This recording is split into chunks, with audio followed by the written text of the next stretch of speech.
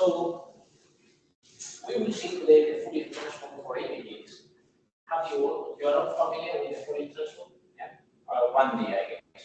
So we will make a small summary of what is the Fourier transform in one dimension. So we will connect it to linear algebra because I think it's better understood in that way. And then we will extend it to 2 dimensions. So the Fourier transform, this is the Fourier series. So let's go. So the idea is that you can represent any signal as a sum of waves, and these waves you can control several things. First of all is the amplitude. So how large is the wave that you are adding. The other one is the frequency of that wave. So this has a very small frequency, this has larger frequency, and these are more oscillating, so the frequency is higher.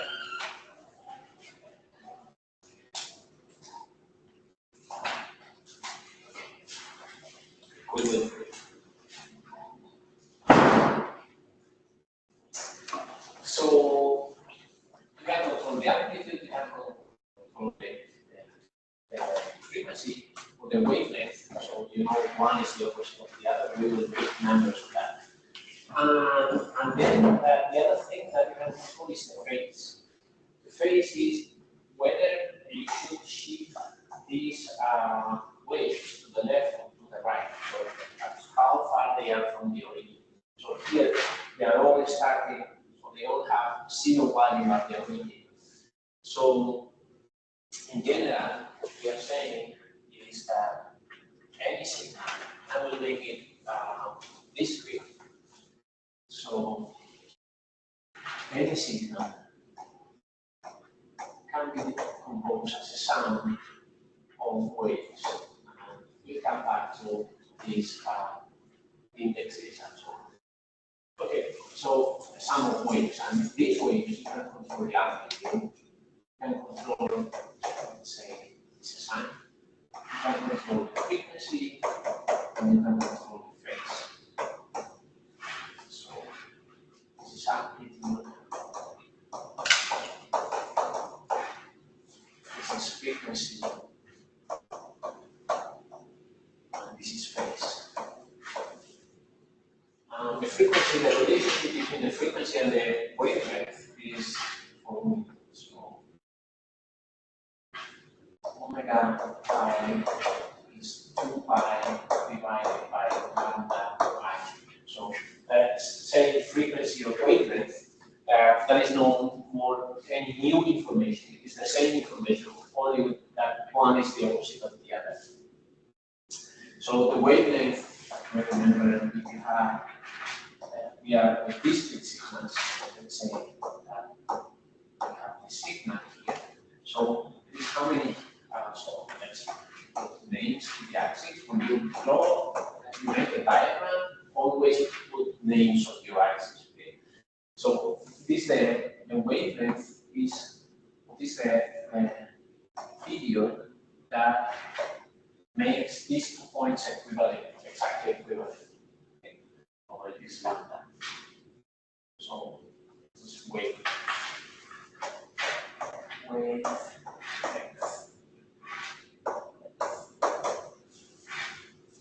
And then how many terms do we need to add? So if your signal is periodic, so let's say that the wavelength is here at lambda equals 4, because I have 0, 1, 2, 3, 4. So after 4 samples it repeats. Then here you only need to add 4, you only need to go for 4 waves. And these 4 waves, let's make it 5. So let's put another sample here so that this is a little bit simpler the expression. Okay, so you may go from 0 to 4. From 0 to 4, we are adding 5 wavelengths.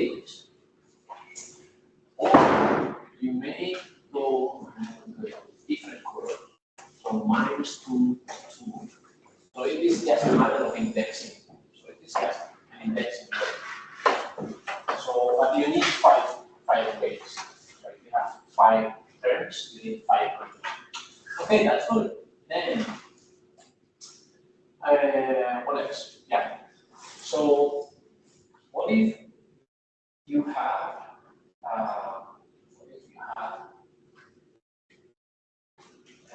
continuous signals? So let's say that our signal is continuous. So now we have x of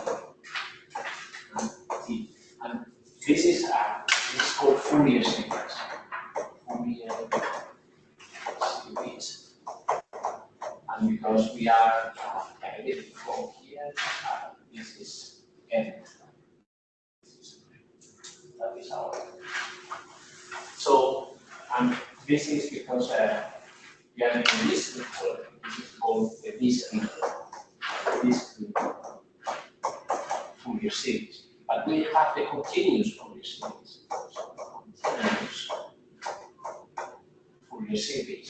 And this for signals that are periodic. So let's say that we have a signal that is like this. So it is periodic.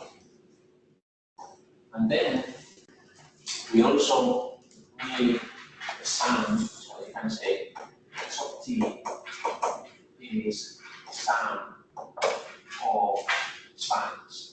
Okay, so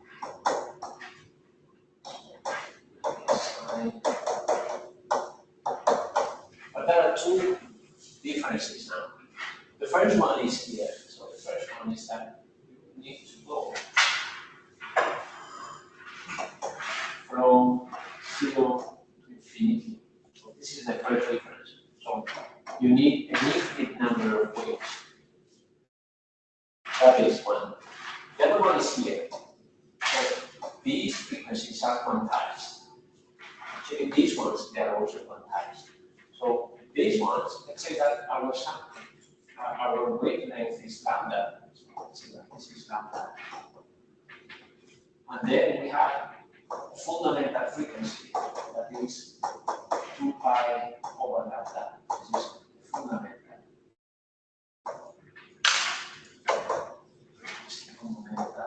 Frequency. And then all the other frequencies, they are a multiple of the fundamental one. So these ones, they are called harmonics.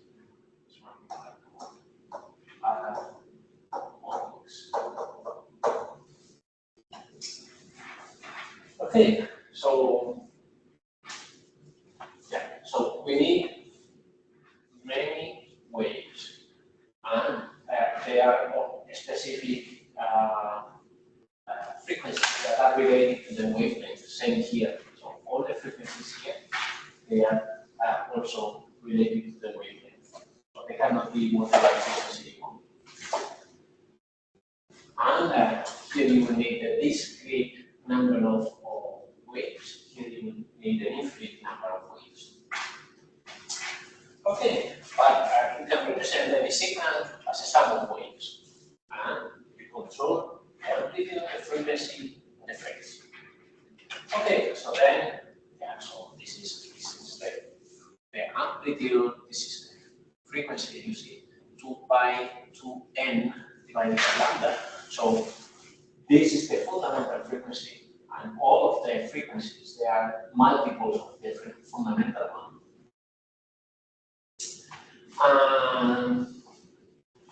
Yeah, so the numbers in front, so these amplitudes along with the phase, they give you the Fourier coefficients. Okay, yeah, so here you have an example adding more and more waves and how they convert to the signal that you want to represent. That is a problem with discontinuous signals, and this one is discontinuous. It goes from 1 to 0 or 0.15 to minus 0.15 very, very quickly, infinitely quickly, and then there is this overshooting. But we will not talk about the overshooting. That overshooting is called the Gibbs effect, but we will not talk about the discontinuities.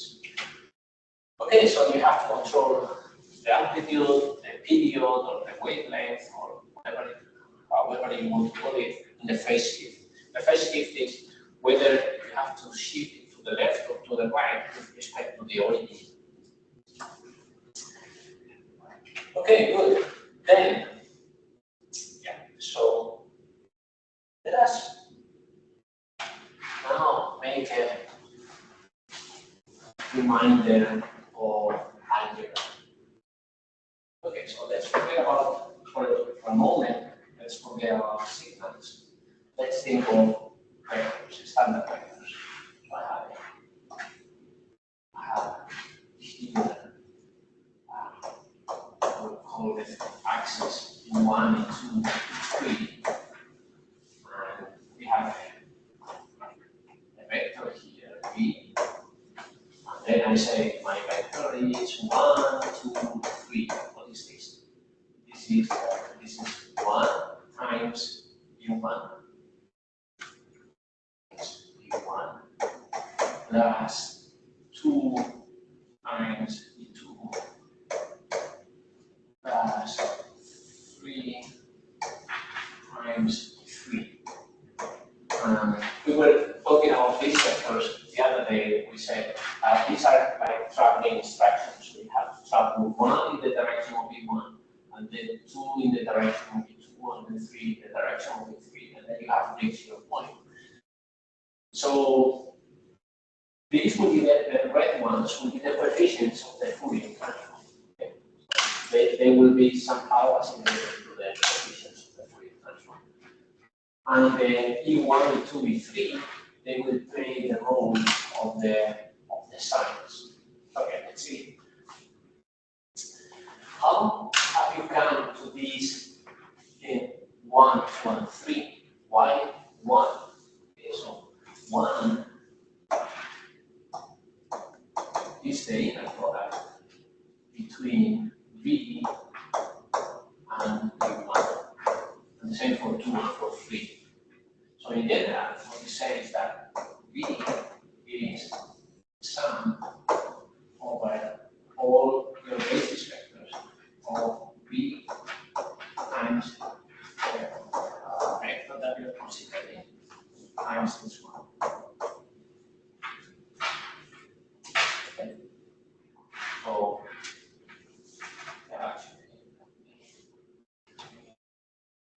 just to make it the same as there, so same colors. So let us look at these. Then we have the same colors as in that expression. So these are the Fourier coefficients, or these are the coefficients of my expansion interfaces. And then I have to define an inner product. So I have to define how you multiply a couple of vectors. So you have to say x, vector x multiplied by vector y. This is the sum over all components, say over all j, the jth component times the jth component of y. So you have to define an inner product. And once you define an inner product, you can define the coefficients that can go before. And this is true. This is true for ortho normal basis. So if your basis is orthonormal, then this is true. And this is one example of an orthonormal basis. Okay, so what is orthonormal? So orthonormal has two words. One is ortho, the other word is normal. Okay, so let's see what is ortho. Okay, so ortho means if you take this is orthogonality of the basis.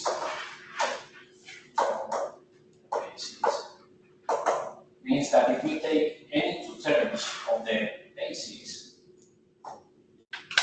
so we take the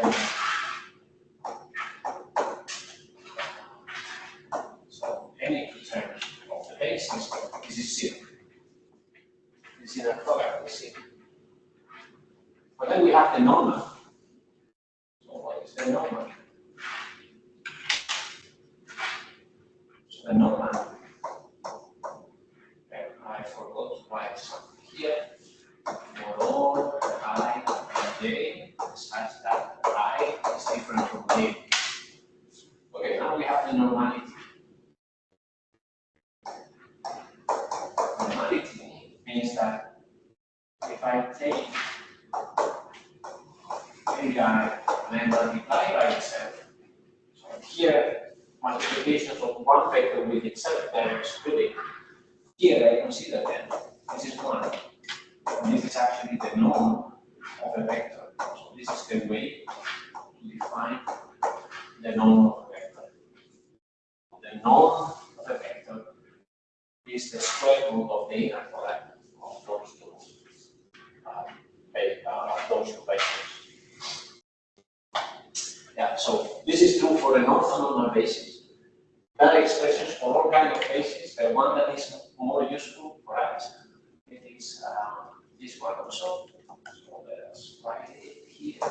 So what if it is only orthogonal? If it is orthogonal, like this normal, then it is this one.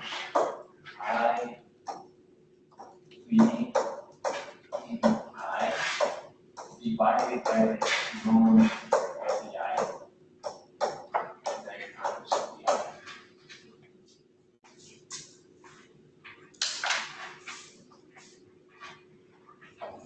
Okay, so now we understand that if we have a vector, if we have any vector, you can express it in any basis, simply doing this. All this should be read. So all of these coefficients, this is the coefficient, and then this is the basis. Okay, so if you have a vector and you give me an inner product, I can compute the coordinate of a vector in any basis that you want. Okay, good. Then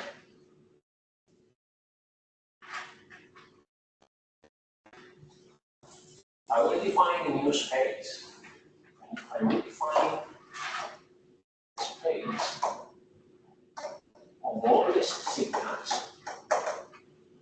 such that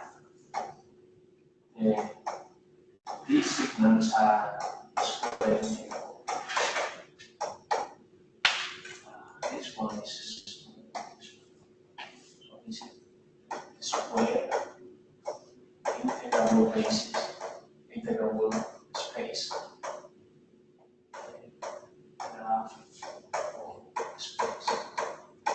So this is the equivalent of R3 4. So we have express R3 as a vector space.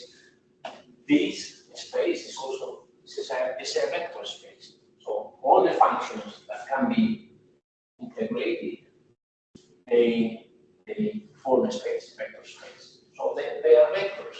Okay, so if they are vectors, you need to define how to compute an inner product between these two vectors. We have a couple of signals. And you will compute the inner product in this way. Even they can be complex signals. So we will define it this way. And this is for non-periodic. So this is for non-periodic.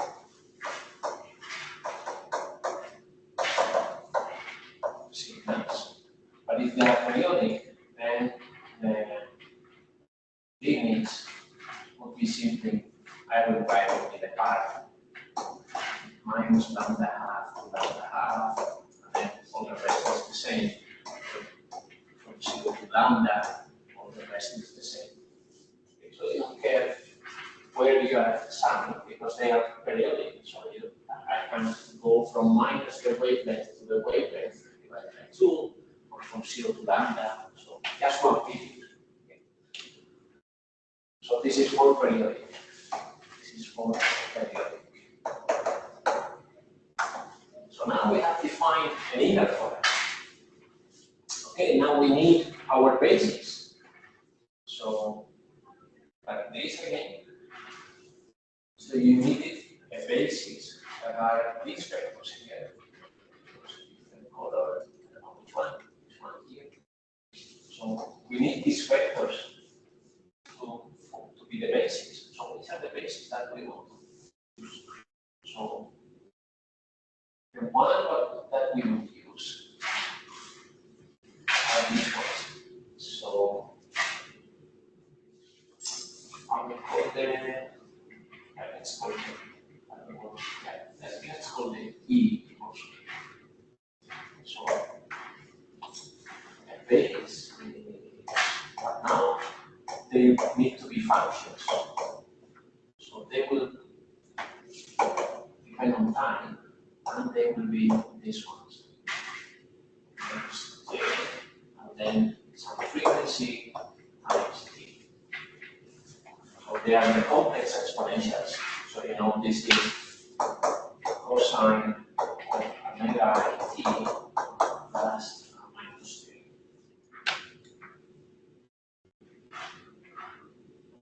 Because of this minus here. Minus j sine omega I t. So these are the complex exponentials. And now I can compute, and they turn out to be orthogonal. So if you take the inner product of one of these, the inner product of another one, they're still right different from A. And this one with itself, one with itself. It is not one, it is something. So it is fine. We don't care which one it is. So let's put it in parentheses. So it is either 2 pi or square root of 2 pi, something like that. But this is API T normal square. Okay, so now I can define a new. So I can define a new basis that is this one. I will call it AI normalized. Is exponential divided by the square root of it, by the norm of the exponential. And this has unique norm. So the norm of this one. Because I have normalized it. Okay, so now we have everything to compute our Fourier transform. So our Fourier transform is your vector is the sum over all elements in your basis function of this thing that will be the Fourier coefficient times this one. Okay, so let's I will use the normalized ones up here. So let's do that. So I will say my vector is my signal. So my signal would be the sum over all frequencies of the inner product of my two fields.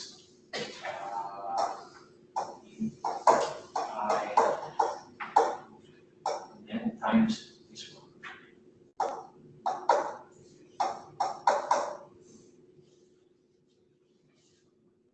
And these are my Fourier coefficients. So these are my Fourier coefficients.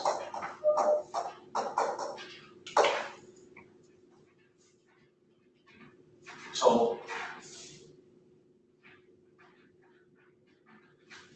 let's drop the normalization terms that are somehow inconvenient, right? Actually, I want to make a change.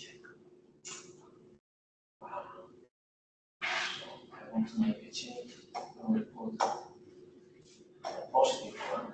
So everyone is positive. And here we have to change this sign to it.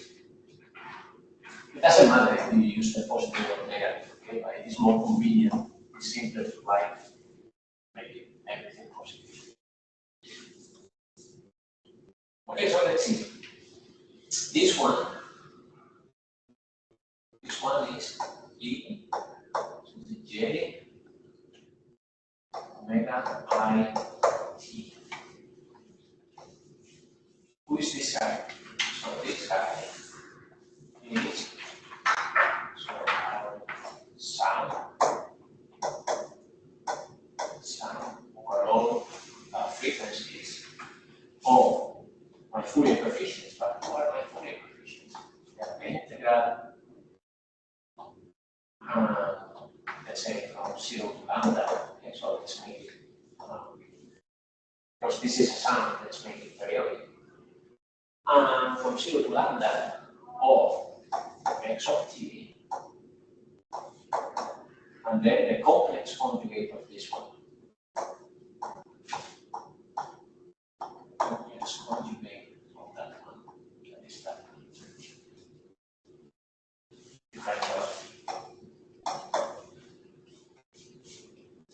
Then we recognize a few things. This one, I'm integrating time. So the only variable that is left is omega I. So this is a coefficient. And this coefficient only depends on the frequency, only. But it is as it should. So here, so when we have vectors, normal vectors, this coefficient depends on the specific basis that you're considering. But only depends on that basis. It doesn't depend on time.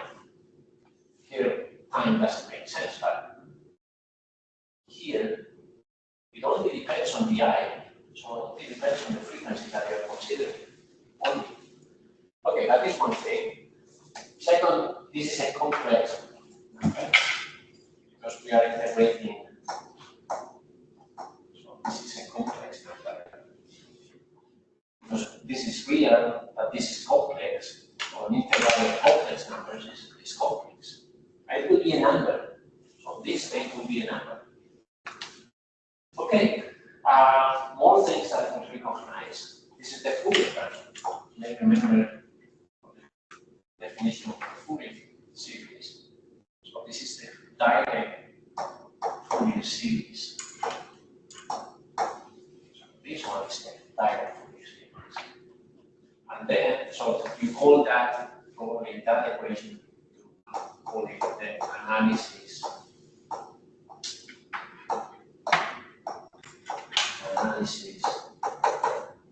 equation. So given a signal, I will tell you which are the amplitudes of the different complex exponentials such that you can reconstruct your signal. And then you have this sum. So this sum here is the synthesis equation. This is the synthesis equation. And it tells you, okay, once you have the reconstructed the coefficients, all you have to travel along this axis to reach your signal. This is the inverse Fourier series. This is the inverse Fourier series.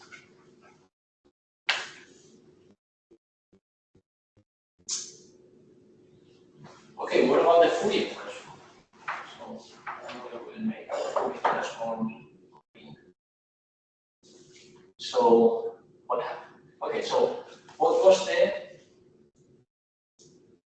Let's think like this. It is a loose way of reasoning. Okay, so it is not mathematically, it's not very rigorous, but it is enough for our purposes. So we have the frequencies, and we say the frequencies are 2 pi over lambda multiplied by I.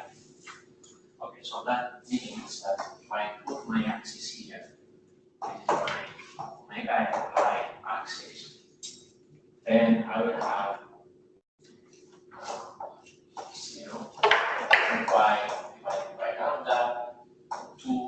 times 2 pi divided by lambda, and then 3 times 2 pi divided by lambda.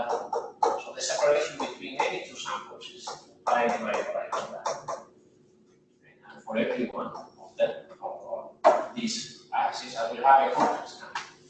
So I will have this number, I will have this number, I will have this number. So these, because I cannot draw complex numbers, I am drawing the amplitude of those complex numbers. Okay, so you will have every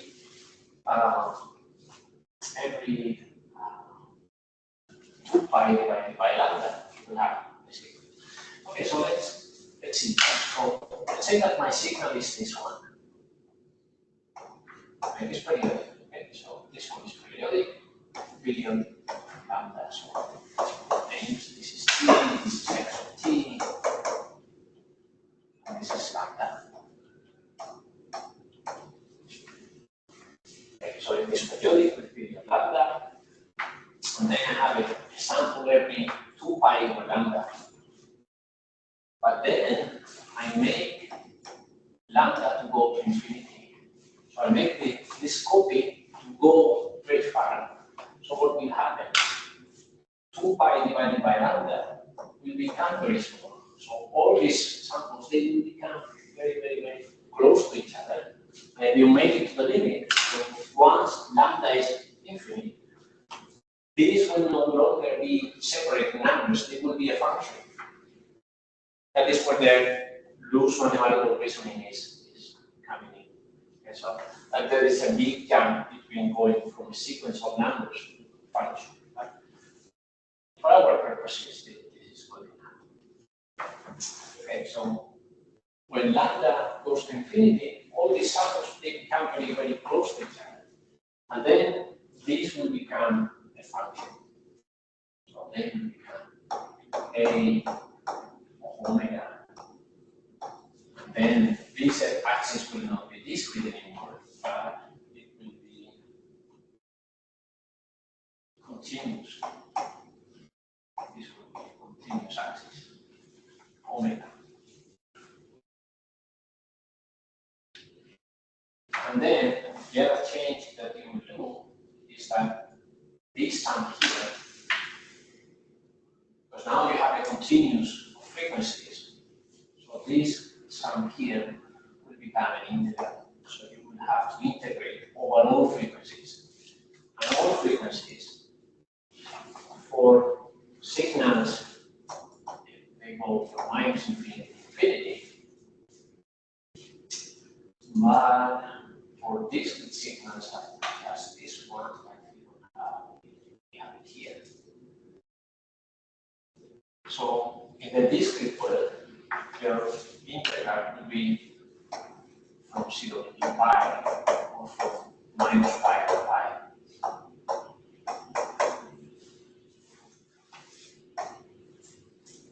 So let's make a graphical summary of that. Okay, so we have all possibilities, okay? So we have real space, Fourier space.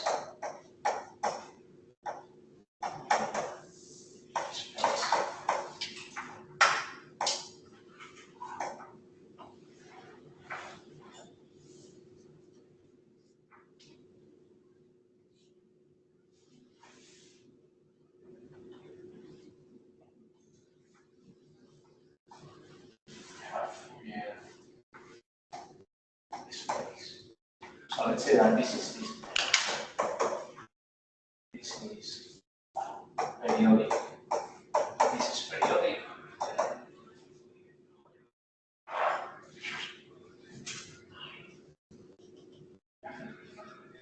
So this is periodic. Then this is called Fourier series. Fourier series.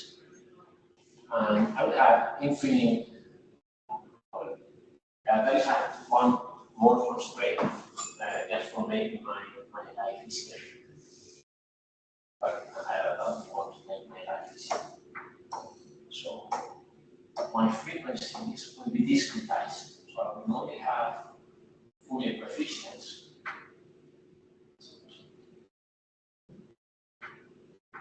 So I will only have Fourier coefficients.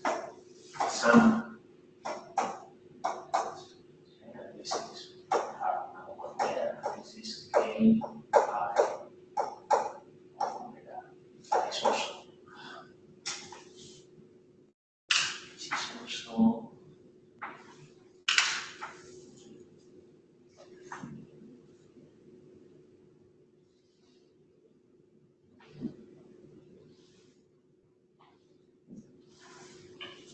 which is also discrete.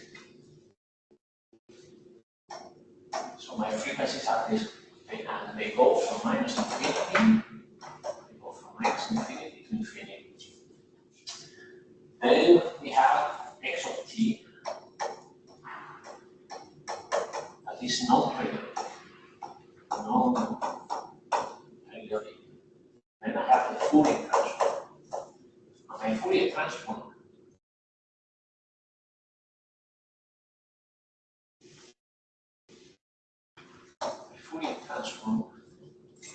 this is omega, these are my Fourier coefficients. Now they are function. Okay, then I have x of n. So I have x of n. Then I will put, this is the continuous Fourier series. This is the continuous Fourier transform. And then I have this one that is periodic. Then I will have the discrete Fourier series. And if this is periodic with period n, then I will have n different coefficients there. So draw it in this way. We have omega, and we have some value here, some value,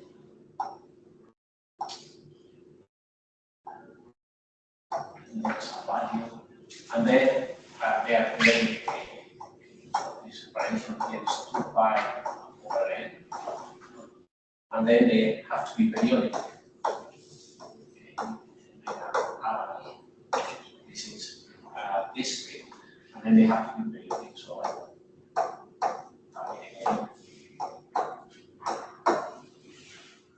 this is Fourier space, okay?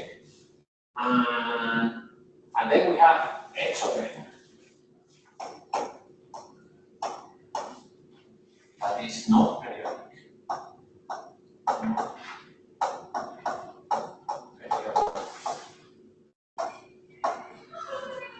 Then we have the discrete Fourier transform. And then my function is again periodic. But now I have a function. So I have something like this. And it has periodicity that is equal to 2 pi. This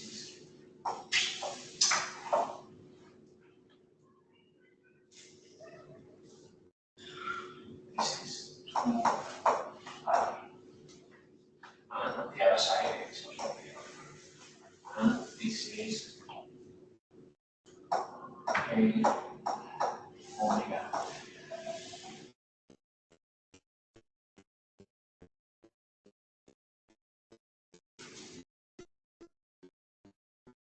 Okay, so far so good.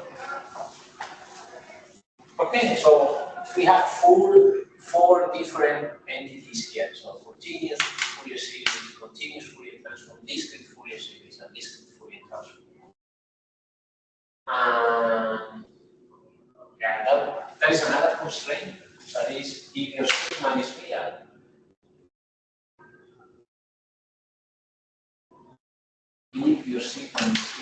I will do it only for the continuous one. So if this is real, then your Fourier coefficients, they have to be hermetic. So they have to be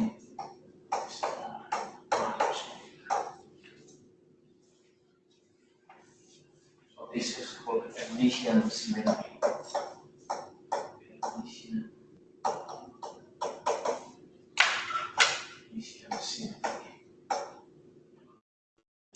So that is why these functions have to be symmetric with respect to the origin. In terms of module, in terms of phase, they are one is the opposite. Yeah. Okay, so now let's go back to the slides. So we have to define an inner product between two functions. So it is the same inner product that we have defined. Here it is for periodic, you see. And then this is orthogonality. And here is an example of how these inner products look like. So let's say that I have one vector and I have another vector that is G. And then I compute pointwise f times G. So you have to compute f times G and complex conjugate, but because G is real, then complex conjugate is the same. So this is the multiplication of the two. The red one is the multiplication of the two. And then we have to integrate. So we have to integrate now. So you integrate over all time. So you have to compute this area. And this area will be whatever, so it will be a positive number. You see that the positive area is larger than the negative one. So it will be a positive number. And here we have another way. And then this way, you multiply, you complete the area, and then the sum of the negative and positive areas here is 0. So that means that f and h, these two are orthogonal, while f and g, they are not orthogonal. We don't have the integral value, but we know that this one is 0, the other one is different from 0. And then you have all kind of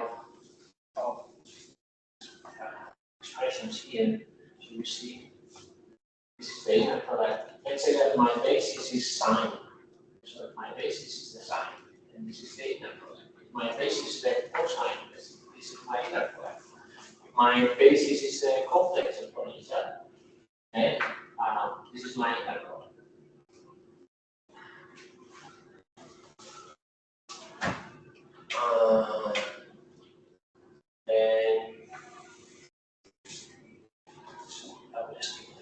But you see the same kind of structure.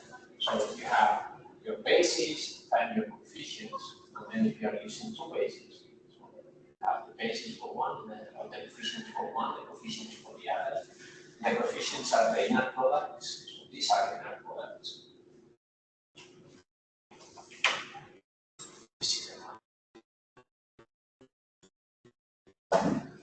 Okay, so then what else? Yeah, so Fourier transform. Fourier transform is the inner product. So this is f and your basis. And then discrete Fourier transform, the discrete Fourier transform. Yeah. What if I have defined the inner product for continuous sequence? I have defined here. So we have defined the inner product for continuous functions, but we can have the same. We can have the same for discrete sequence. We define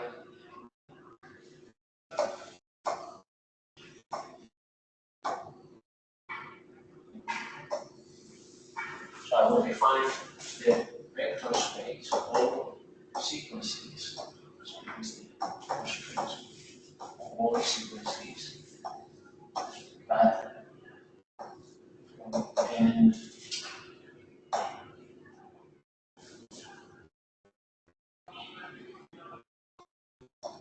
minus infinity to infinity x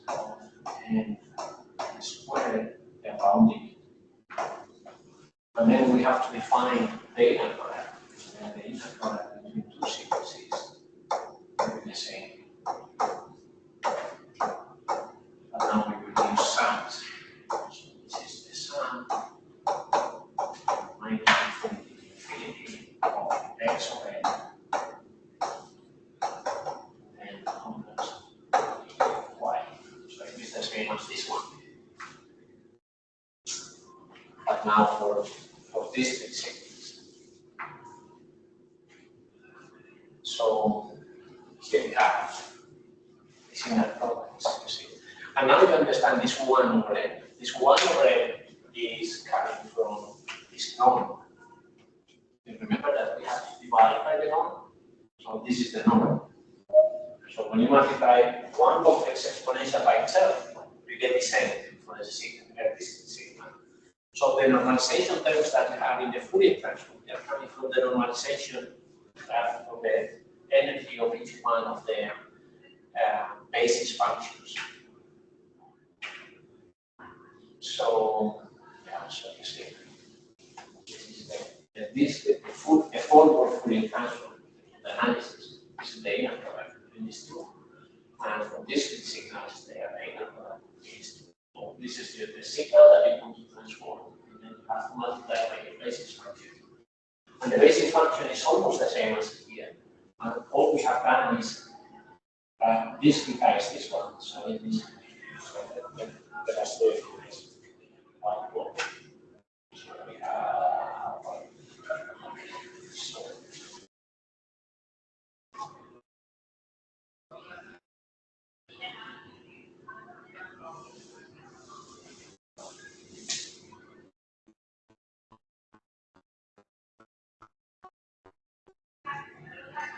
so we have for the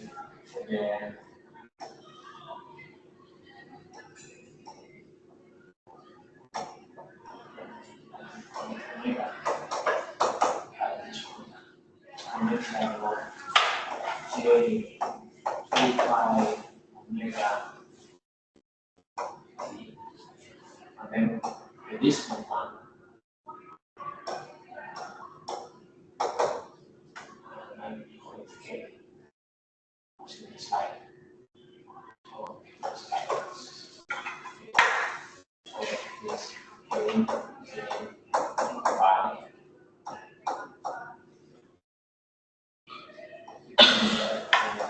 Okay. So you see, it has the same structure. So this thing here has been discretized. This one, k divided by n. Okay, so this is the separation between samples of Fourier space.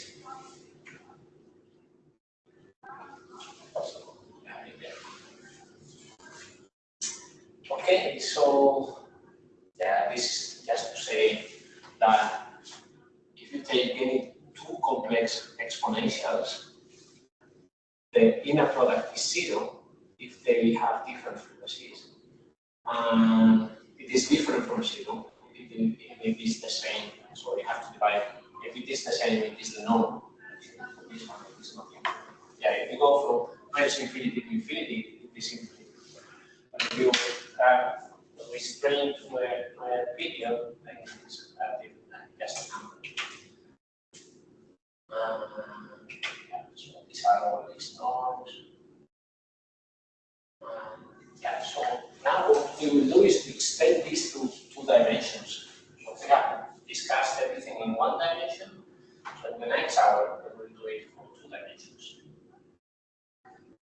Any question up to here?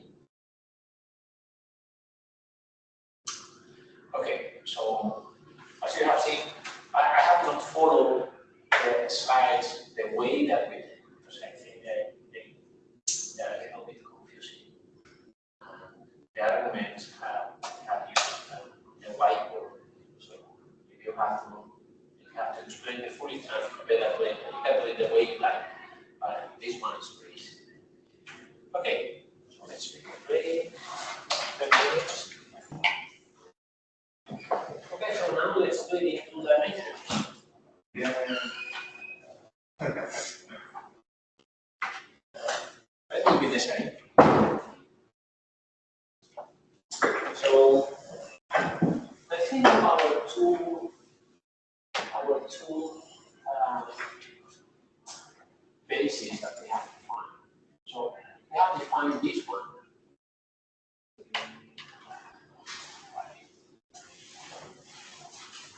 So we have defined this one.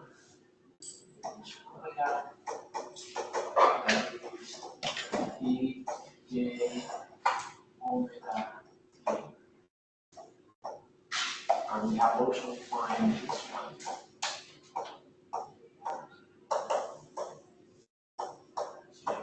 Omega K.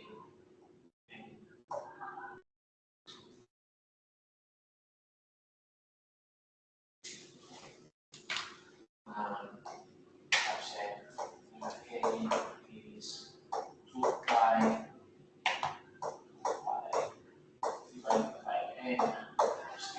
And we call this the fundamental frequency. So this is for one-dimensional signals. So let's say that now we want to extend this to more dimensions. So in more dimensions, instead, so what is our time variable? So the time variable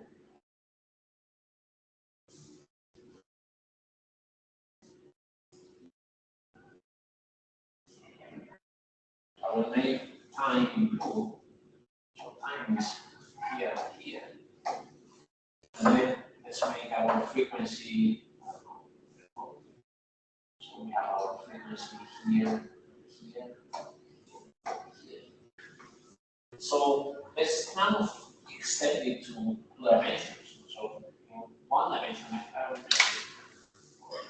signal. So let's say that I have a signal like this.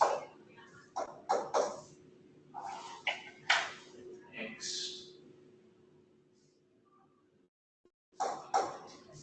X, T. And now we will have images. So we will have an image. I like to use R as the location. So this is our image, this is our location, R.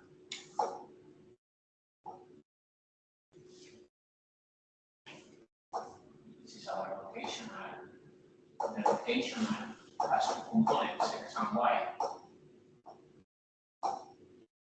Typically, we move Y in this direction and X in this direction. Okay, so now, how do I define a complex exponential in more than one dimension? So this one. Okay, so now, instead of having one frequency, I will have two frequencies. This depends on the spatial location. And I will define it in this way. Omega times I. So these brackets are angle brackets are the is the standard inner product. We will write it now. And let's write the other one. So this is omega k.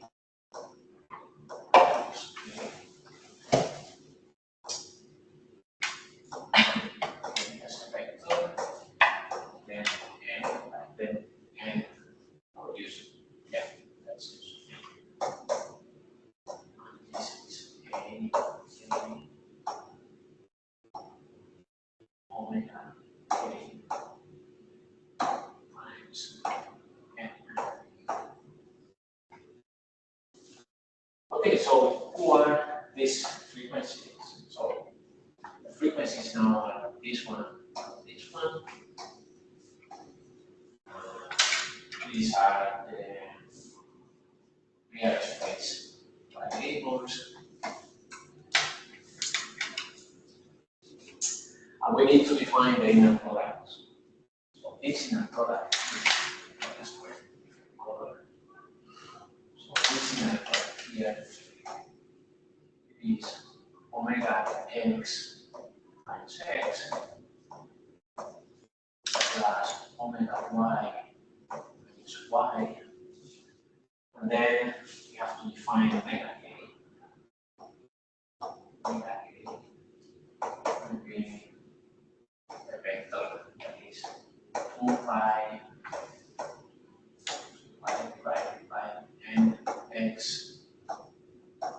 k x 2 pi divided by n y k y. And then the inner product is 2 pi divided by x kx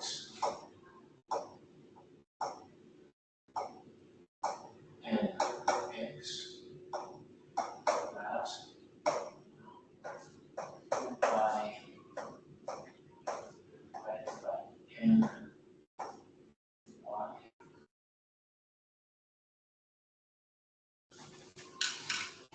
k y.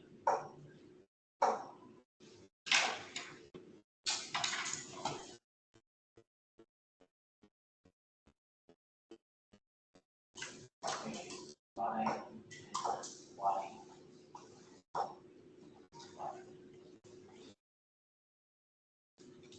So we have very easily extended to 2 dimensions, and actually to any number of dimensions. So these vectors can have any number of dimensions. So now you have the Fourier transform in 2 dimensions, 3 dimensions, 4 dimensions, whatever number of dimensions.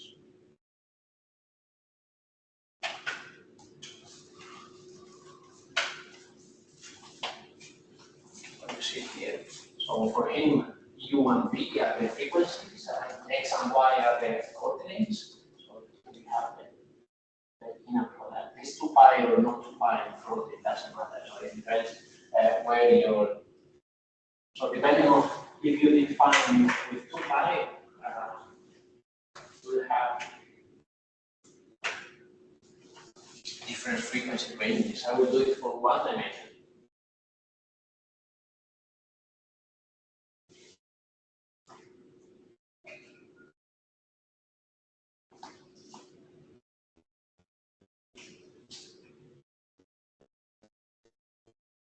So 1 dimension, our frequencies were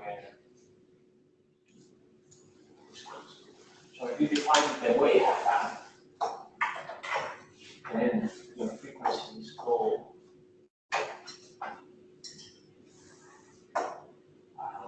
what's this one?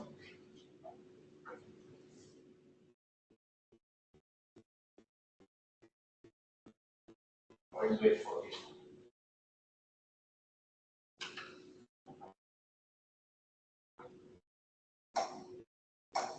So your frequencies will go from this x of omega, so this is the Fourier transform. And we go from minus pi to pi, which is the standard representation that you have used.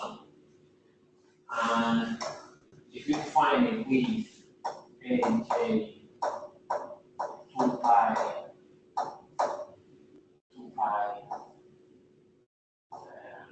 omega n, right?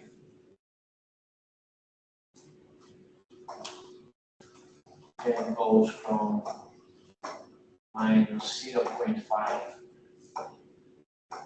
to 0.5 frequency.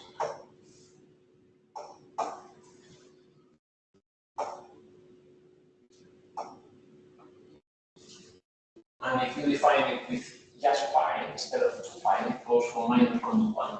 So depending on how you define the basis, your frequencies will have different ranges. But aside from that, it's the same. You know, it doesn't matter putting 2 pi in front of it. But then you recognize at the same time the stuff that we have defined in the whiteboard. So we have the product between the frequency and the coordinate. Here it is the product between 2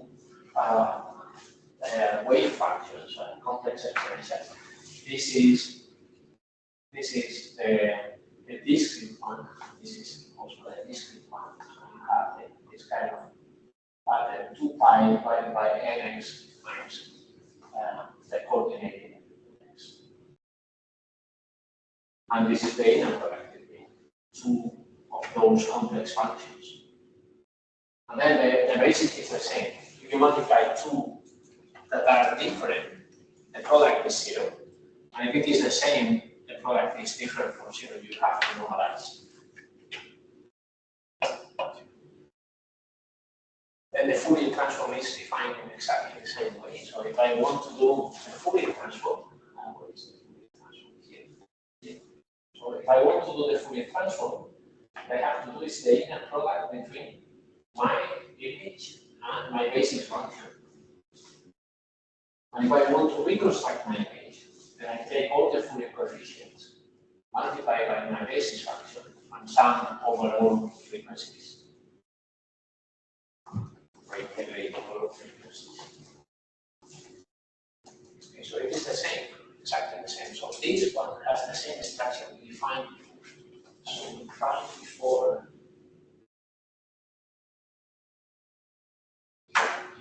This one.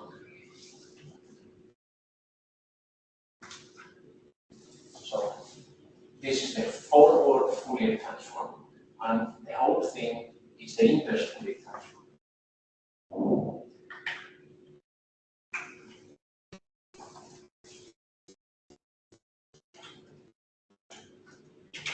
Okay, then so here we have the forward Fourier transform, and this is the inner product, and this minus is coming from the complex conjugate. And then once you have the coefficients, you have to use all of them, the sum over all frequencies of the coefficient times the basis.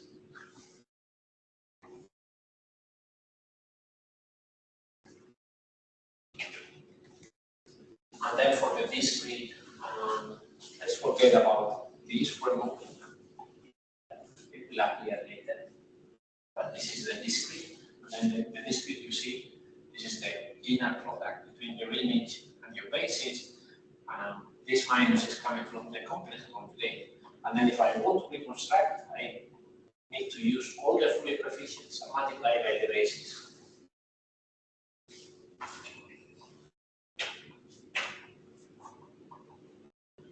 Okay, so then, how does a complex exponential looks like? So let's put the start. Okay, so let's let me move here. Let me move here, and then we come back to some drawings.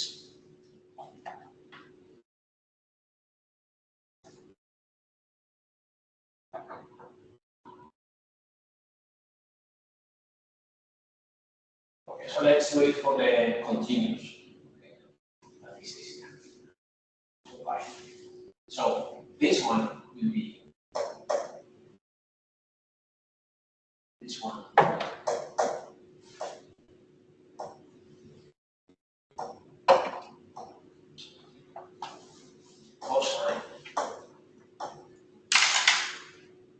Cosine of omega r plus j sine omega r.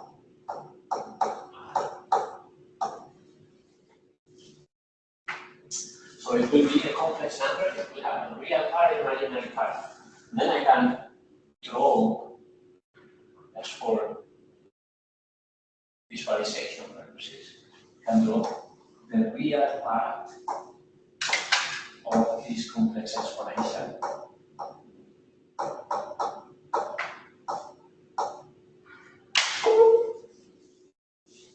And if you fix some omega, so omega is a vector, it's a given vector, then this one only is a function.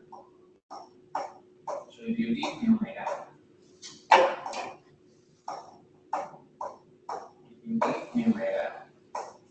then this is a function of alpha only.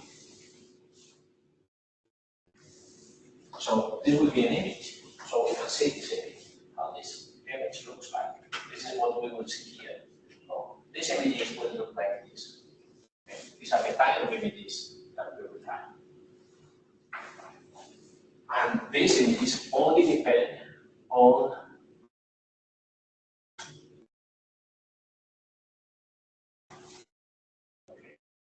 that's one more thing. So it only depends on omega. But maybe you are not interested in this image, but you're interested in this one. You're interested in the one that is multiplied by the Fourier coefficient. So let's call the Fourier coefficient A. So this A, J, omega, emphasize something. So this A, for every frequency here, you have a different complex Fourier transform.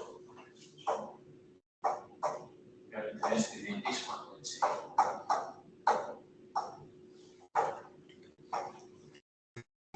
This A will have two parts, so it is a complex number. So if it is a complex number, I can write it in this way. So I can write it as the amplitude of that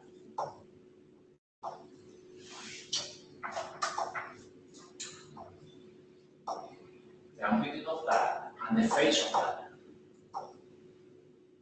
So the phase, let's write it as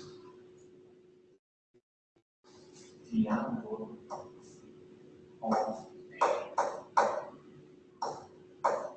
So because this is a complex number, let's put it.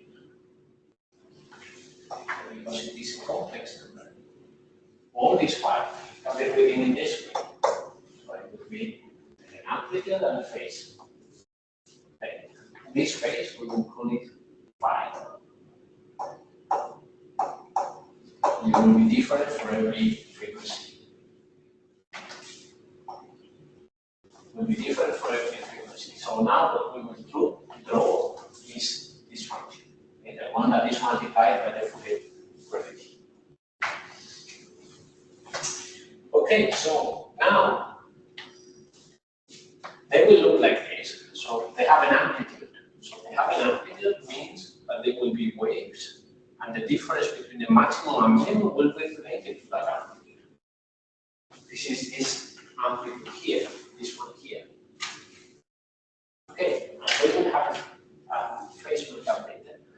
They will have a frequency. So the frequency will be related to the wavelength, the period of two subsequent maximum. And then you will have a phase. Then this phase, what will make is to change the wave forward and backward with respect to the origin. That is the same concept of phase that we have for quantity. So if the phase is zero, see the maximum is here, because it is the cosine here, representing the real part of this thing. But the real part of this thing is a cosine. So the cosine starts at 1. And then if you add the phase, then you are shifting in the direction of propagation of the waves. Okay. What does this phase represent in a real image? In a real image? Yeah. Yeah, so what we are saying with the Fourier transform is any image can be represented as a sum of waves of this kind. Yeah, I mean, for example, like when you are transferring a picture, like high frequencies are associated, no? To details. Yeah. So, but that will come later. So I will comment on that. So high frequencies are small lambdas. So remember this lambda is 2 pi divided by omega. So if omega is high, then lambda will be small. And then that means that these lines will be very close to each other. We will come to that later. Okay, so we are adding waves of this kind.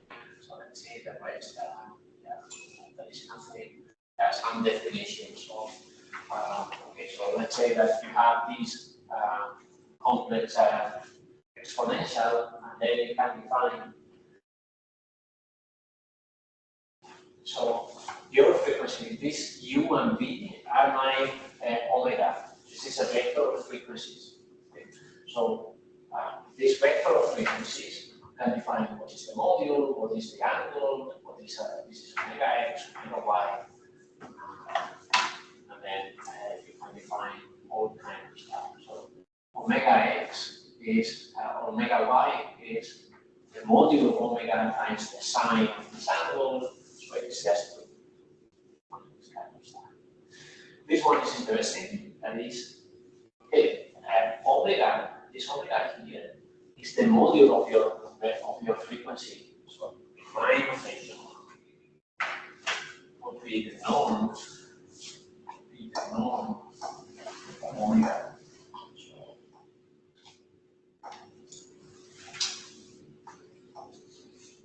So we have a vector, we have the norm of that vector. This vector is this one. Okay, so you have a norm. So if you have a norm, you have the size of the image, then automatically you have defined the wavelength. This is the same that I have written. But now this is omega x, omega y, and these are x and y. R and C for me are x and y for me. Then imaginary parts. Okay, so we have this kind of images. Yes. So that means that every image can be decomposed. So we will do now the following. So this will be the Fourier space. So this is omega x, omega y. And for every one of these locations gives you a wave of this kind. A wave of this kind. But those are your bases. Okay, this is your basis. Now you multiply to compute these amplitudes here, or these Fourier coefficients.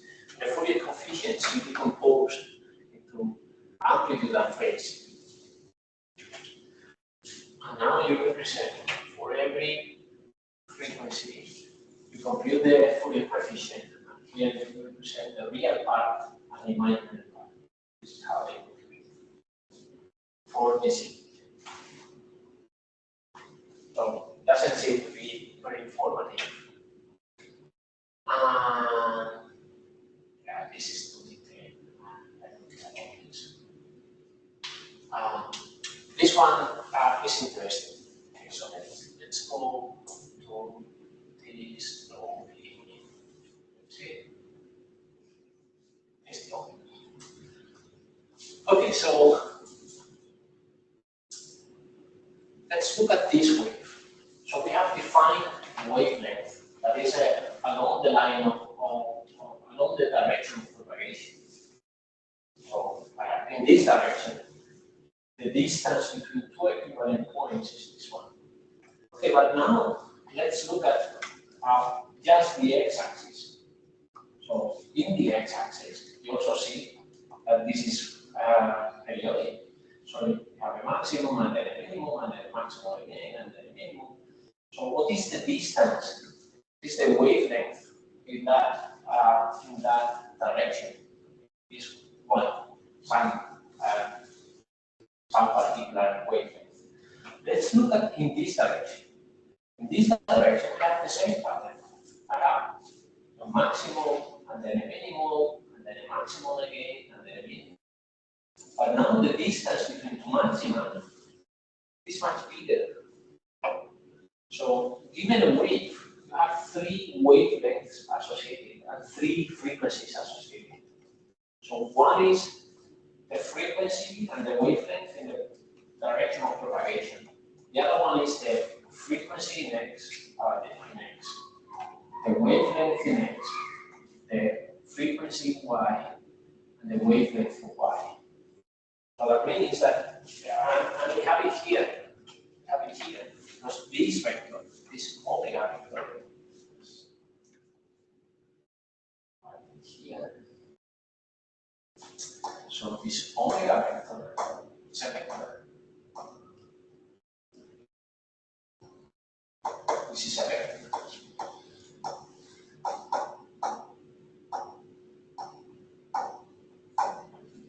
It's a vector formed by two frequencies. So we see here we have three frequencies involved. One is in x, one is in y, and the other one is in the direction of propagation, this one. And then every one will have its own wavelength. So this one here will have a wavelength in x. This one here will have the wavelength in y.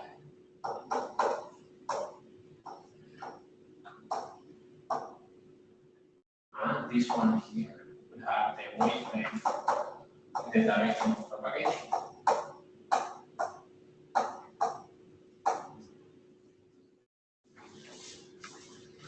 So we have three wavelengths involved. And here we have the three wavelengths. So one in this direction, one in x, and one in y. And they are not the same in general. And here you have all the expressions for those. So this is the wavelength in x. And the wavelength in x, if you count the pixels, it is c, so the number of columns of your image divided by your frequency, just like y, and then in the wavefront direction, the direction of propagation, and then all the frequencies and so on. And you can compute angles. So in which direction it is propagating? We have said it is propagating. Said it is propagating in this direction, but which is this direction? This direction is this one. So it's this theta. This theta. That is the arc tangent of the frequency in y divided by the frequency in x.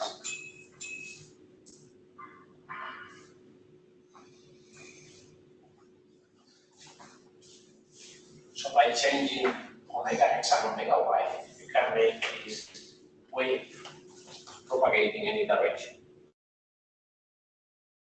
and with any period.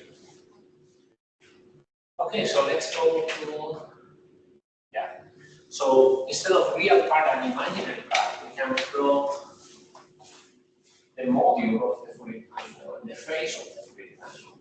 So these two are these two guys here. These two are these two. So amplitude and phase, or the other one that we did before was real part of this number and imaginary part of this number. So this is what we are looking at.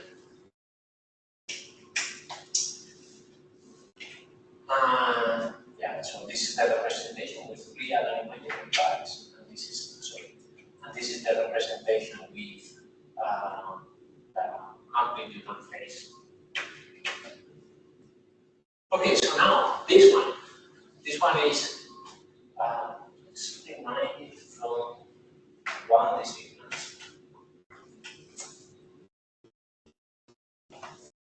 So this is a reminder on how to see the power spectrum of the signal before. Okay, so we have a signal.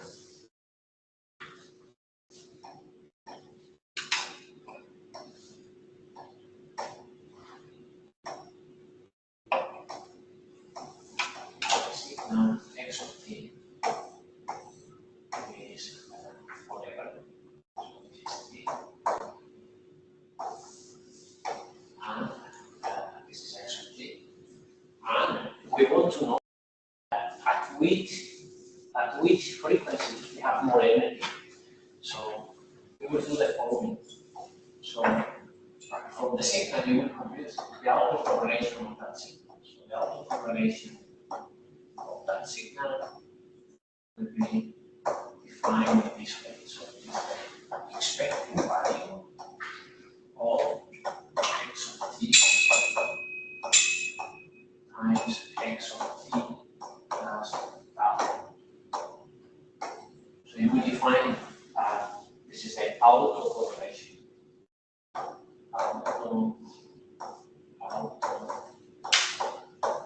Autocorrelation. This one there. Now you do the Fourier transform of that.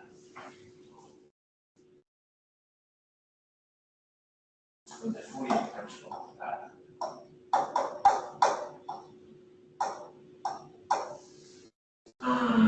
And then the Fourier transform, because it's represented like this. So this would be frequency, and this is called the power spectrum density of the signal X. So it is the Fourier transform of the autocorrelation function. If this one is deterministic, this one is deterministic.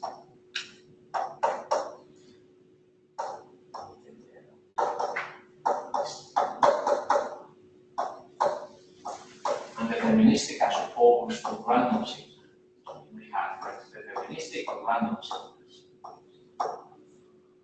So random signals, they change over time. Deterministic is always the same. If it is deterministic, then this is equal to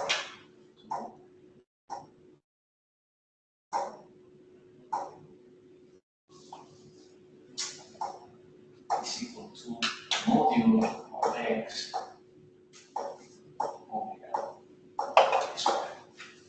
So this half means Fourier transform.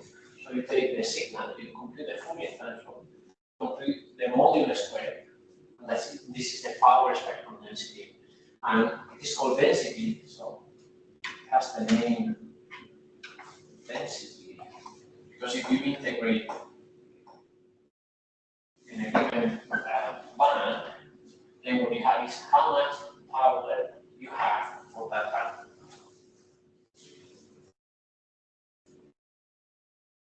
Okay, so this is what we have on this slide. So we have the modulo of the Fourier transform squared. So that is the power spectrum density.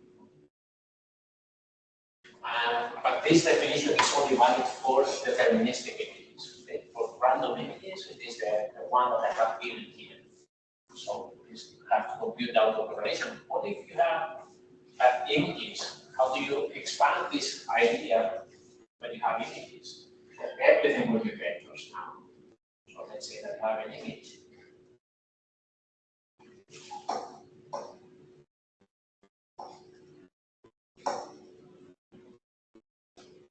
When the computer is slow, it doesn't follow you.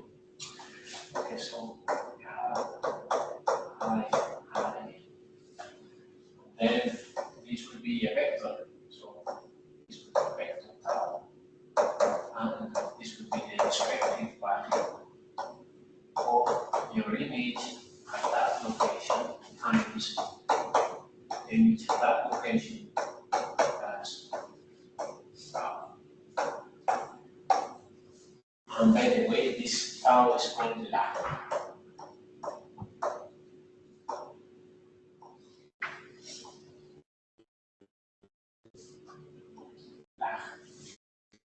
Okay, so, but everything is vector, but the concepts are the same. So you can define the autocorrelation of an image.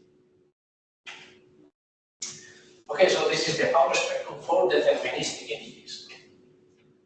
And this is how to compute that in MATLAB. There is this concept that only you know, that is, if there is a compromise between how compact is your signal in real space and how compact it is in Fourier space. So let's say that your signal is very much concentrated in real space. Then the Fourier transform would be very wide. And let's say that it is the opposite. So it is very wide in real space. And then frequency would be very much concentrated. And you know probably extreme cases of that.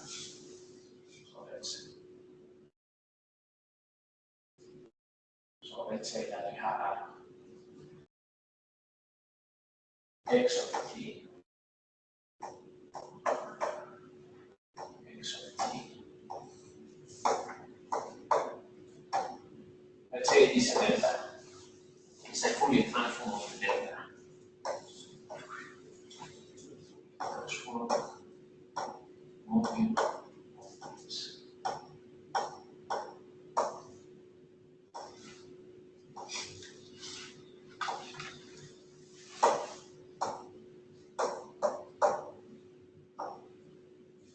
So the Fourier transform over delta is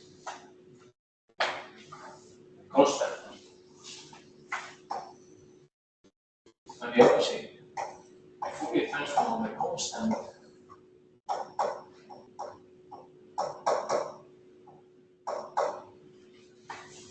do Fourier transform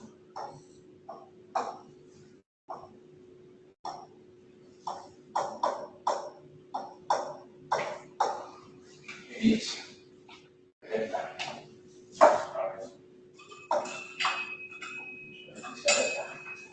So, yeah, so this illustrates very well this idea. So if something is very compact in real space, it is very wide in Fourier space. It is very wide in real space, it is very compact in Fourier space. And the same happens for instance, for a wave. So let's say that we have a wave.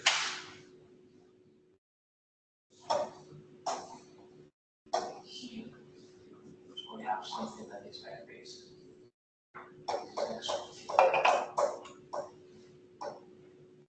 This is the Fourier transform. It's a couple of deltas.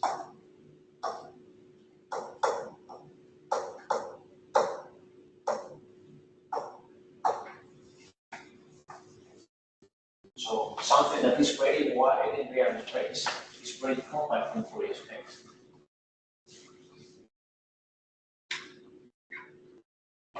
Okay, so this is now like the uncertainty principle. Have you heard of Heisenberg's uncertainty principle? That you cannot know the position and the position and the speed of a particle at the same time with a very within infinite accuracy. This is directly related to this idea. It is related to the Fourier transform. Because location is the equivalent of our position. So location and position is the same for us. And the momentum of a particle, or the speed of a particle, is related to our frequency. So it's the same. So here is another representation of that idea. Okay, so let's say that we have, this is real space, this is frequency space. But we have a sign. So if we have a sign, then it should be a couple of deltas. We have here the two deltas. And now let's look in this. Okay. Now we take these deltas. So we take this sign and restrict it just to a line.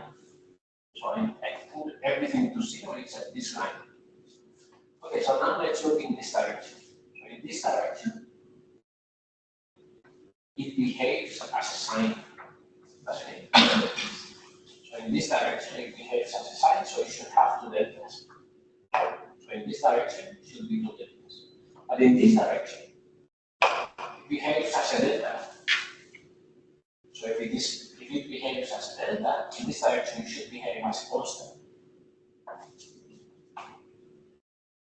So this line here is just this two lines in the Fourier space. And yeah, so another example. So we have an edge now. This is real space, and this is just a profile of this. So we take one of these lines. Now, in this direction, it behaves as a constant. So in this direction, it should behave as a delta. In this direction, it behaves as a step function. So a step function, the Fourier transform is a 1 over x or 1 over omega. So in this direction, it should behave as this. So it should be k.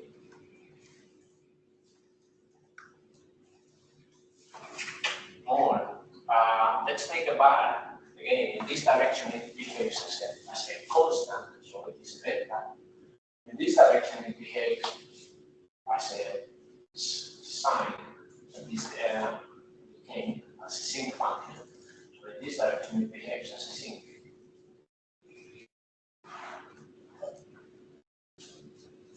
This is our basis space. Okay, so far so.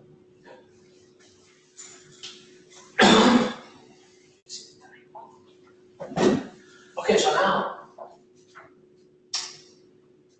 you are used to represent the Fourier transform in this way, where so I used to represent it in this way, where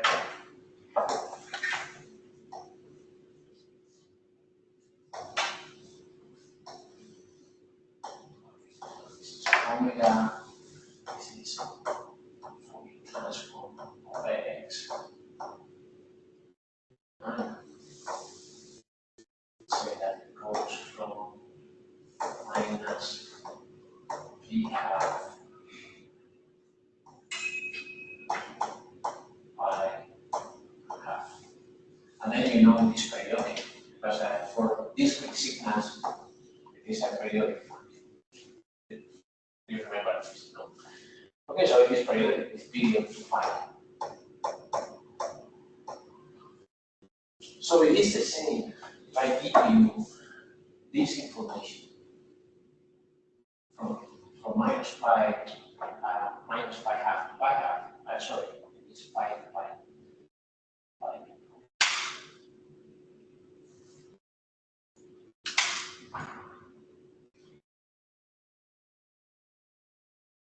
Minus pi.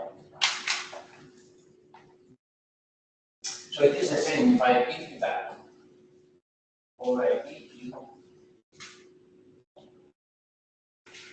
this one. No? But the appearance is different.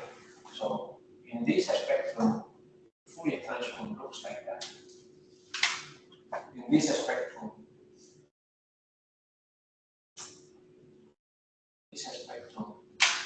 Fourier transform looks like this. So here it is centered, here it is not centered, but it is the same. Okay? Okay, so we can do that. This operation. So when you go from this one to that one, that operation is called FFT shift. And in the inverse, in the other direction, is called IFFT shift.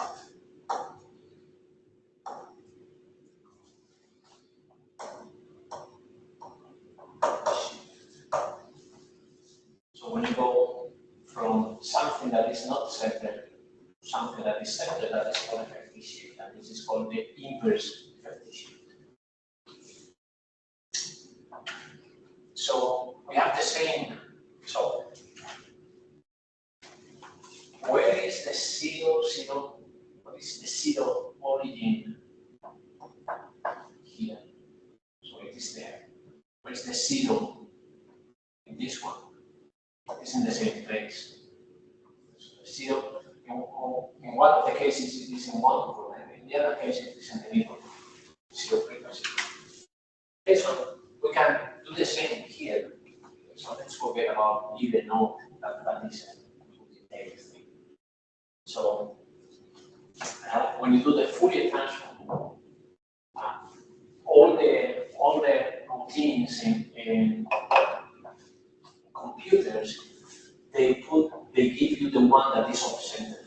Okay, so the purple So they all put the quality in there. And then you can do an FFT shift. So if you do an FFT shift, you're going from here to this one. And you're going to see the spectrum around here. And then you can go in the opposite direction. So let's say that we have colored now the coefficients so that we can track them.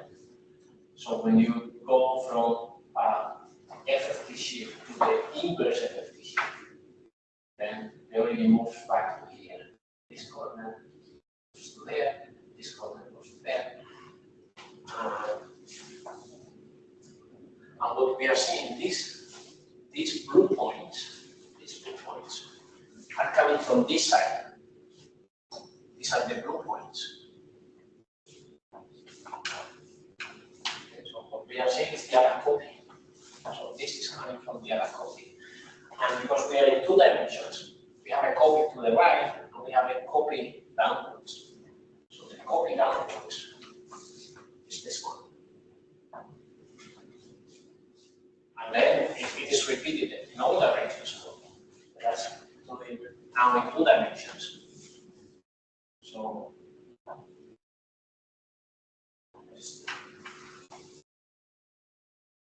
slow.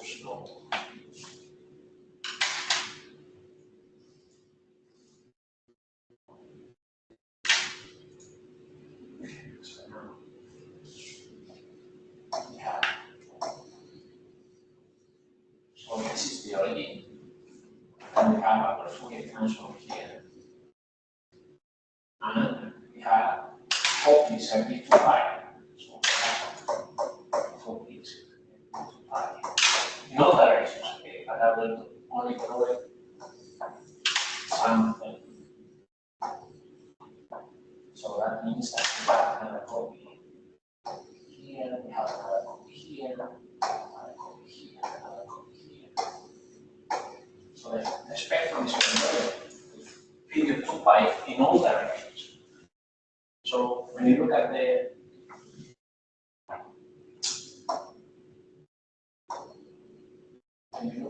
this spectrum that goes from 0 to 2 pi, you see these 4 corners. So again, that's what means this corner. So say that this is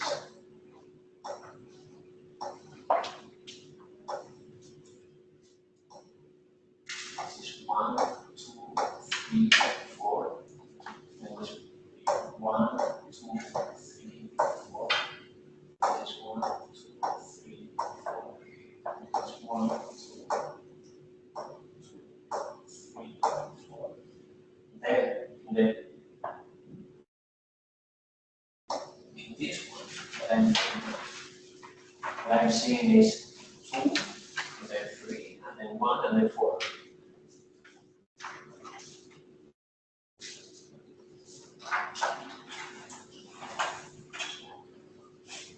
We're seeing 2, and then 3, 4, and 1. And when you do the FFT shift, then you are seeing like 1, 2, 3, 4.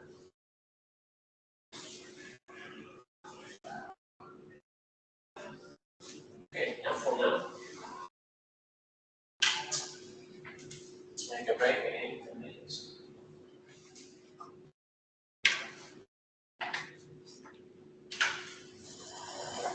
Okay, so now let's do the FFT shift with a Fourier. So you do the Fourier transform of an image.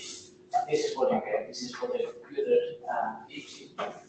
And then this is the purple one. So it goes from 0 to 2 pi, 0 to 2 pi. So now when you do the FFT shift, now it goes from minus pi to pi.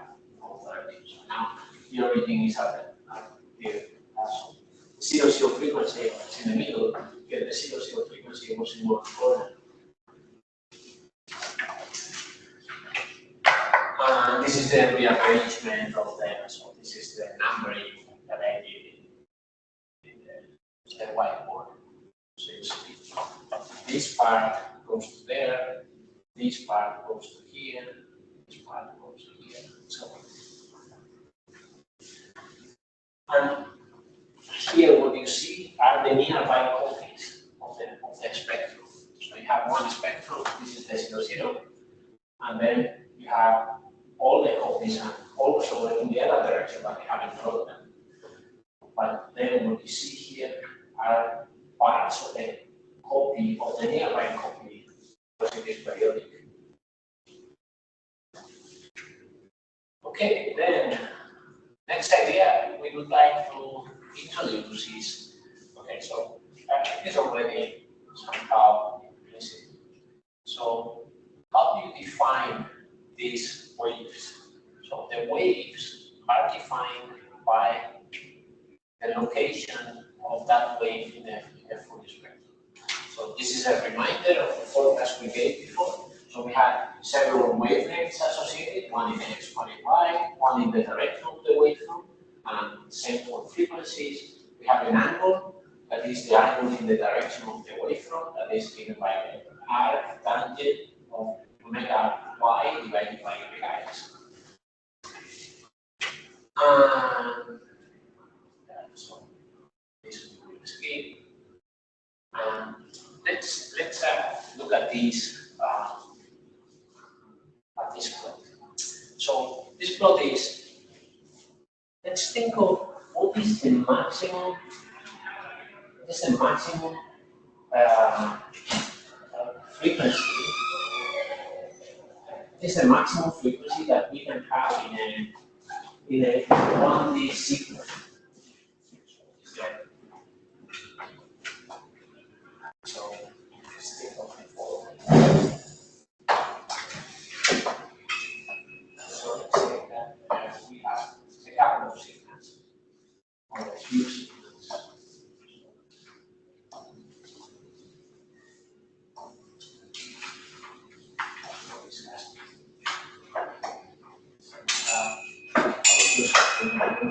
Start a new one.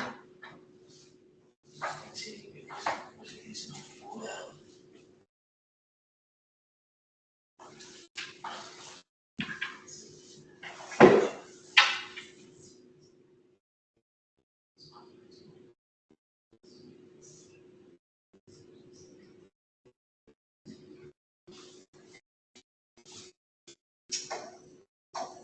So let's say that we have X on it.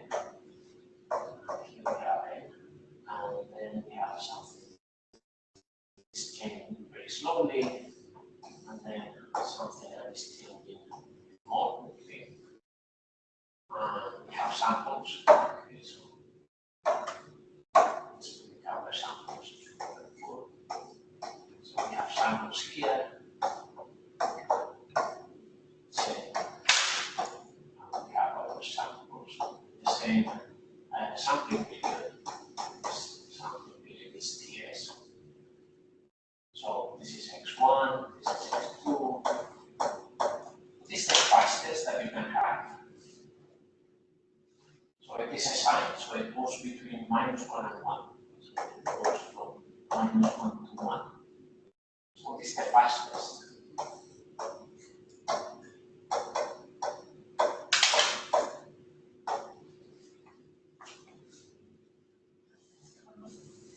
Sorry? Yeah. Yeah, this one is faster than this one. Faster. But what is the fastest? So what is the fastest signal that you can have?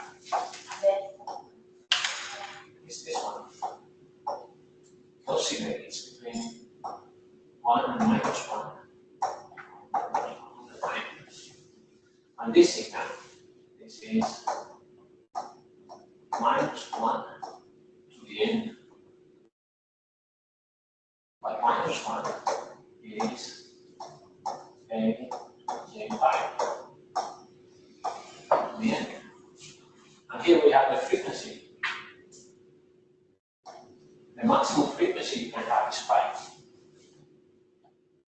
Okay, and so the maximum frequency you can have is a delta at 5. So let's put the delta at 5. So we put the delta, everything is 0, except this delta that has value 1. And then we do the inverse Fourier transform. This is what we get. Okay, so we have a very high frequency that is going from -1 to 1 every pixel. And in this direction. So in this direction, it behaves as this way. In this direction, it behaves as a constant. So see, this is a delta. This is a delta here. So in this direction, it behaves as a delta, as a constant. Sorry. So now let's put the 1 in the other direction. So now we have this -1 oscillation there. So we have here horizontal lines. Here we have vertical lines. So depending on where your delta is, so where your information is, you have waves in one direction or the other. Then you might have this one. This one is equivalent. We don't have an equivalent in one dimension, but that image would be that image would be the location is -1 to the nx plus ny. This is the same as -1 when x minus -1 y. So you take the two waves, multiply the two of them, then basically you get this checkerboard. And we have a single delta in that location. Okay, so now let's move to the other extreme. So this is the slowest wave we can have. The really slowest is just a constant. So 0 frequency is a constant, the same as in one dimension. So now let's go for one pixel mode in Fourier space. So we go one index away from the origin. And now, so this one means you have only one period in your image. So if your image has C columns, in these C columns you have one period. So if you start high, we go low, and then you go back to high. This is a single period of your wave.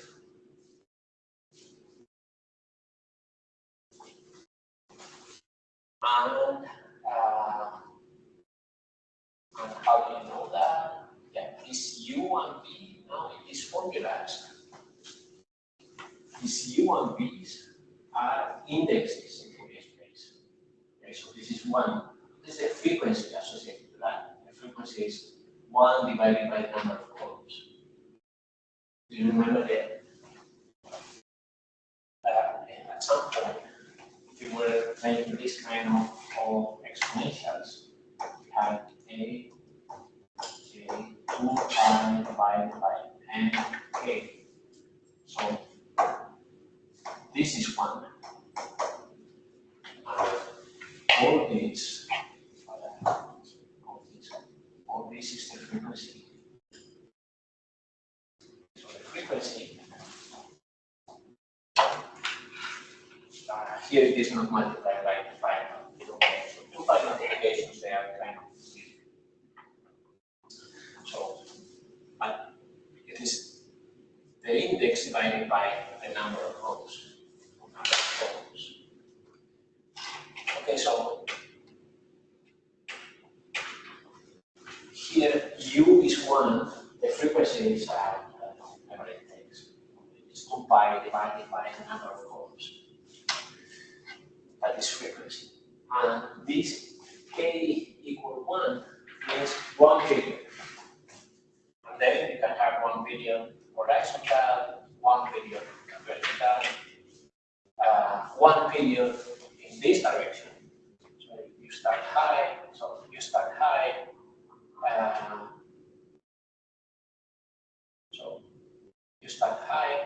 then low, then high again.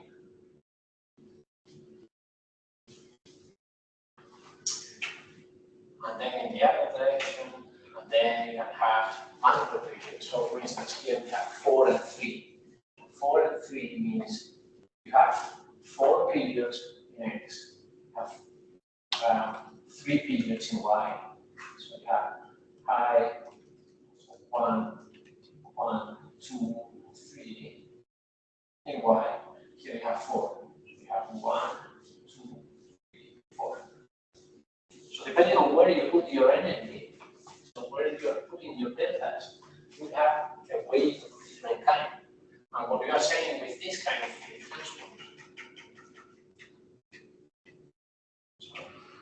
what you are saying with this is how much energy I need to represent an image of a given kind. So here is the amplitude. So it's the amplitude coming from each one of these waves. And then this is amplitude, but you also have phase. So you also have how should I shift the waves. So for instance, I have a very nice slide also for different courses. This one here, this here. So I'm giving many courses in many places. So it's nice image here. So let's say that this is your image you want to compute the Fourier transform. And this is the Fourier transform. Okay, so the origin is here. And then let's try to identify different features. So we have this door. Okay, so this door is behaving as -1, 1 in this direction. So you have a delta there. And you don't have a simple -1, 1. It is cropped. So the fact that it is cropping, it creates all these ripples here. Okay, so this door is here. Let's look for this one. This one is not -1, 1. It is 1, 1, -1, -1, 1, 1, -1, -1. So the frequency is half of this one. So the frequency is half. So it goes in this direction. So these are the two delta functions. Can you repeat the thing of 1, 1, -1? Yeah, so we said before, this is the maximum frequency. This is the maximum frequency that you can have.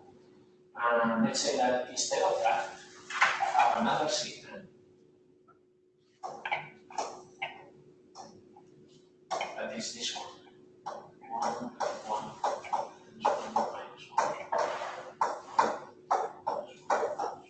So the frequency associated to this one should be half this frequency because the period is double. Okay, so this work is twice as slow as this one. So the frequency should be a half of it, and it goes in this direction. So we have two delta functions, and because it is limited, we have the ripples around it. Okay, so now let's look for this window. This window must be on this direction. This window is in this direction. And let's look at the roof. Now the roof is also, so it is a slower. Okay, so it is, the period here is larger than this one. This is slower, should be closer to the origin. And it is asymmetric. So it is not as symmetric as this one. So let's say that I have a signal like this. So I do a signal that is like this. So 1,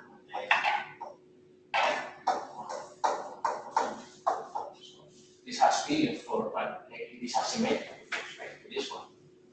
So it has lowest frequency. So it should be closer to the origin. So it's this peak. But because it is asymmetric, I need harmonics. So take this harmonics. Remember, it was the fundamental frequency multiplied by 1, by 2, by 3. So this is the fundamental, and by 2, by 3, by 4. So I need the deltas from the harmonics to reproduce this roof. And then, so in this image, I think you very clearly see how the waves are interacting and how the Fourier transform is showing how different waves need to be sung. And then you have real images. So in real images, it is the same. So it is the sum of this kind of waves here, and it's the sum of this kind of waves that we analyze here. So all the waves, absolutely all, but everyone with a different amplitude and a different phase. So the phase will move it forward or backward in the propagation direction, and the amplitude will determine how much energy you need from that wave. So when you have an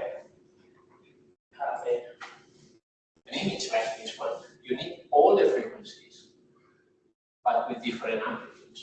So you need most of the amplitudes coming from low frequency components, and then less energy coming from high frequency components. What else? Yeah. And why low frequency? Because images tend to be smooth. So if you look at the pixel, the nearby pixel looks more or less the same. So if it is more or less the same, that is a very slow. It's a very slow wave. So it is a very slow wave like this one. So you need a lot of energy from the slow waves and less energy from high frequency waves. That answers your question. Actually, most natural images, they behave in the power spectrum. You take a natural image and you compute it fully transform the power spectrum of that. So normally, they all behave this way. This is omega, this is the power spectrum, density, your image. It's a function of frequency. Remember, frequency is a vector, but I'm doing just here the multiple. Okay? So most of them they behave as 1 over omega squared. So you need much more energy from the low frequencies than from the high frequencies.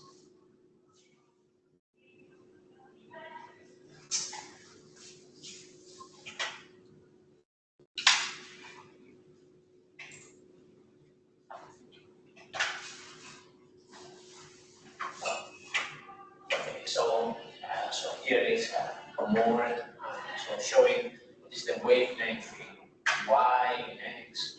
So we have this. This is kx is equal 1, ky is equal 0. So kx means that the wavelength is number of columns divided by 1, and in this direction it is number of rows divided by 0. That is infinite. So that here we have the constant behavior.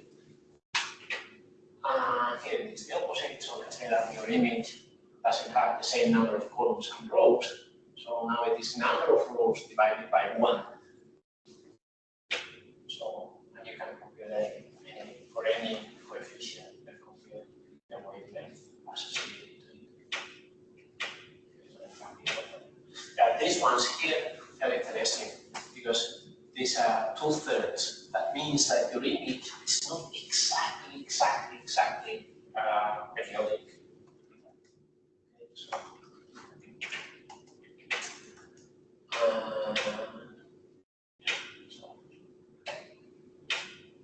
I think we have introduced all these ideas. This one is very interesting. Okay, so I will do it again in my other presentation. I think it is nice this idea.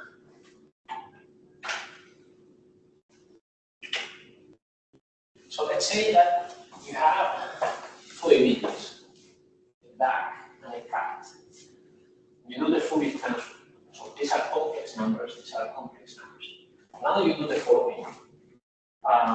You take the amplitudes from this one, you take the phases from this one, and you compose new set of complex numbers. So the Fourier transform doesn't care if these numbers make sense or not.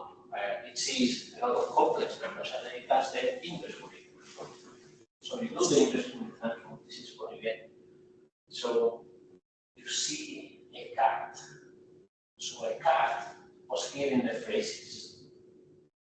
So the phases for images, so it is not a perfect cat. So the amplitudes, it is not that the amplitudes are meaningless, the amplitudes are important. But actually, it has to do with this idea that I mentioned before. Most images, they behave as 1 over omega squared. So all images, they have kind of almost the same amplitudes. And the important information is in the phase. So, and it makes sense because the phase is where the wave starts.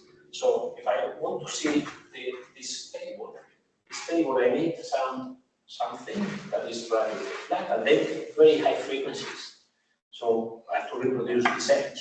So this edge, I have to adjust the waves such that they all coincide with the weight, with the edge. Okay. So the important information of an image is in the phase, it's not in the amplitude. All the amplitudes are, it is not that they are meaningless, they mean something. If you want to have a perfect cut, you need the perfect amplitudes. But if you only have the phases, you have a reasonable image. And here he's showing with a different example. So, yeah, so let's say that you have that image. This is the amplitude, this is the phase, and now you set all the amplitudes to 1. Sorry, you set all the phases to 0. So there is no information in the phase. And this is what you get from the inverse Fourier transform. Now you set all the amplitudes to 1, so that there is no information of the amplitudes. You do the inverse Fourier transform, and this is what you get. So the information was in the phase. Amplitudes are important, but the really important thing is the phase. And this is opposed to hearing. So our ears, they are also sensitive to the Fourier transform. But we are only sensitive to the amplitude of the Fourier transform. In sound and in vision, we are sensitive to the phase.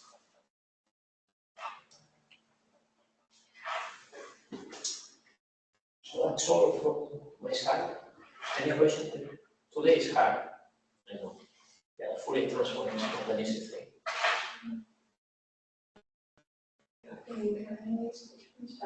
Sure. Al final, con la transformada de Fourier, ¿qué intentamos conseguir? Pues, so I will answer in English. So, what is the purpose of the Fourier transform? So, it is to have more tools to deal with your images. So, here we had our images and we had introduced some tools like the point transform. So, you can change the contrast, you can change, I don't know, the maximum, minimum, this kind of stuff. And that is fine for some kind of operations. But if you can now express it in a Fourier space, now you have a new set of operations. We will introduce them in the next lecture. So where you can do low-pass filters. I'll show you low-pass filters. So low-pass filters are these ones. So for instance, this is a very strong low-pass filter. So you have an image, very strong low-pass filter, you get that one. And if you have noise, you can get rid of the noise, for instance. So now you have a new world where you can do new operations. So that is why we use the Fourier transform. Actually, these are a very useful world because you can define many operations, but also many devices only give you the Fourier transform. So if you X-rays, they give you the person. Yeah, actually, this is interesting. You know the X-rays of the person are a radiograph that is real in space. but you do, let me see if I can.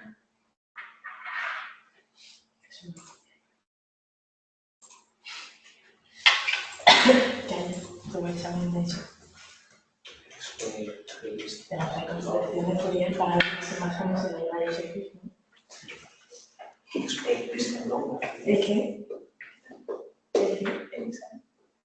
¿Qué es el Fourier? Ah, sí. So let's say that instead of a person, you have a crystal. Okay, so you have the radiogram of a crystal. But depending on the microscope, let's see.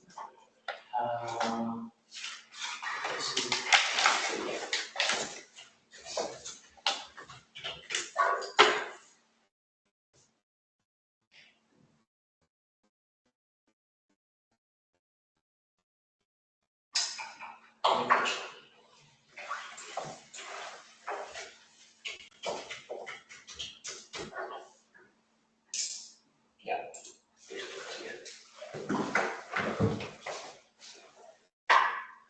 So let's say that where is your sample? I don't know where the sample is. Sample is here. Okay, so let's say that this is a sample, and this is your beam that is illuminating your sample. Depending on where you measure, you're measuring the Fourier transform of the person, of the sample, or if you go further, you measure the radiogram. So depending on where you measure, you're measuring the Fourier transform or just a projection image.